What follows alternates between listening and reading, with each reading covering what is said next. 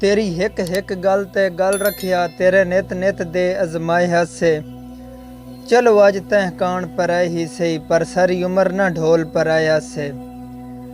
वड्डा धो के साफ जवाब दिते, तैकू तोड़ मनावण आया से। राह साईं दी मिन्नत को कख नू जाता, तेरे नौकर बे तनखाया से। बेलौस असाडी खिदमतां को तैं हिक दें परख न तकिया। वंज रोज़ उन्हां दा पेछी बणियो, हर मोड़ तेरा साईं सटिया। कोई हिक दें याद जैं दी होवे, उन नक तैं ढोल दा रखिया।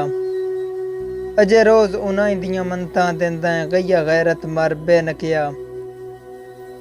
जिवें खल्क तो खबरां पौंदियां हन, मेरे सजण भी बख्तां ताईं हन।